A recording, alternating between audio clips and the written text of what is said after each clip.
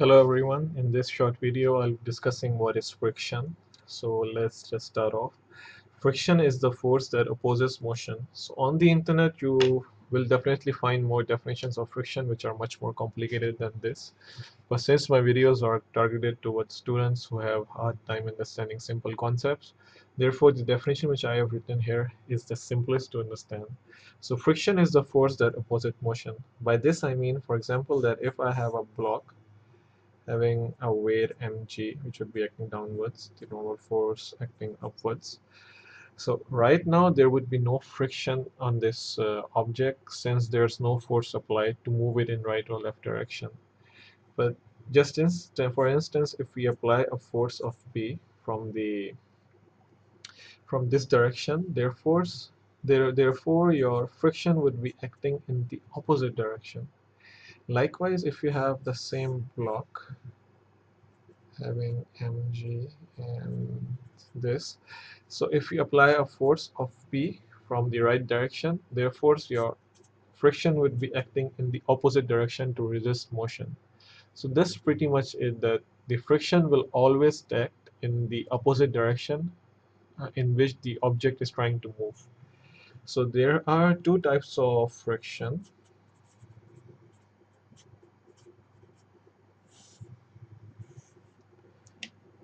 One is the dry friction, whereas the other is the fluid friction. So dry friction is the friction between two bodies. For example, this pen and this paper, or these two pens, they would have friction together. And the fluid friction is between two fluids, for example, between oil and water. But since in these videos I'll be discussing more towards the mechanics of materials, so we'll be discussing the dry friction. And in dry friction, we have two more categories as well. One is the static friction, whereas the other is the kinetic friction, and they are denoted by Fs and Fk. So as the name suggests, that static friction is once the object is stationary, and the friction which is acting once the object is stationary and not moving. Kinetic friction is once the object is moving. So the formula for friction is F is equals to mu n, where your F is equals to friction, your mu is equals to coefficient of friction. Okay, so always remember that for mu you have two, which is one is mu s and one is mu k. Mu s is for the static and mu k is for the kinetic. So once finding the static friction, you will use mu s, whereas once finding the kinetic friction, you will use mu k. And these two would be pretty much given to you, or you can read off from the charts which are attached in some papers. And n is the normal force.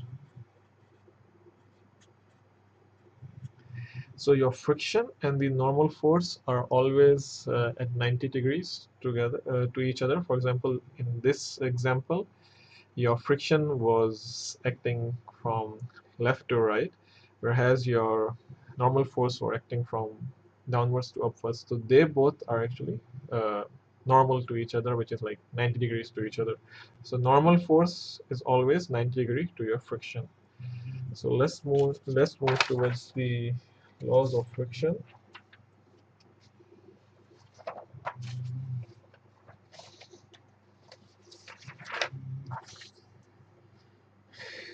The laws of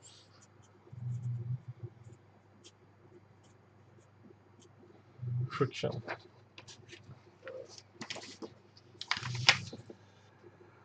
Right, we will be looking at this graph as well once defining the laws of friction for you. So Let's just say that your value of P is increasing downwards. P is your applied force, increasing downwards. So in one case, your P is equals to 0. And in this graph, you can see from this graph, then on x-axis we have the applied force P. On the y-axis we have the we have the friction force F. So at P is equals to 0, my friction is also 0. So you can just say that if you have uh, an object which is having g down and the normal force. So once there's no force applied, so technically there's no friction as well. You can also see from here that once P is equals to 0, your friction is also is equals to 0. So your friction is equals to 0, and you would say that the body at rest. In the other scenario, once your P is greater than 0 but lesser than static friction, which means your P is greater than 0 but lesser than your static friction. The highest point is Fs, static friction, whereas this is Fk. So looking at this part of the graph, your P is greater than 0 but less than static friction Fs. So you can say that your F is equals to P. And in this case as well, your body is at rest. So static friction is actually the friction that the object has to overcome, or sorry, the force has to overcome in order to make the object move. For example, if for this span the static friction was 10 Newton, and if I'm applying 8 Newton, the object won't move. So I have to apply a value more than 10 Newton for this to move. Therefore, once your applied force is greater than 0 but lesser than static friction, your value of friction would be equal to P as well. For example, 5 newtons, so your force would be 5 newton as well. And these both are directly proportional right now. So let's just say that your P is equals to F of S. P is equals to F of S. So F of S, the static friction, it is the value of friction that the object has to overcome. So right now the object is not moving. It's just about to move. You say the body is about to move or slide.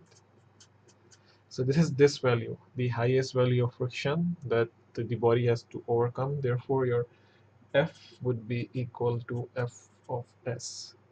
So till force equals to F of S, your object is not moving and it's in stationary position, and the whole system is in equilibrium. That means that your P is equals to F of S. So it's in equilibrium, it's not moving at all. However, in the last case, when the P is increased to the maximum, which means this value, so once P is equal to F of K, therefore your friction would be F of K as well. Like here you can see that once your P has increased to the point that it has overcome the static friction, therefore your friction would be F of K as well, and you would say that the body is moving, or let us say P is greater than F of K.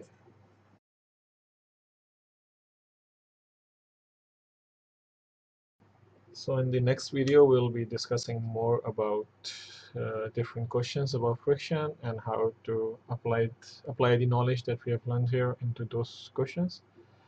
And if you have any questions or suggestions to make this channel better, please leave a comment. And looking forward to hearing from you too. Have a good day and bye.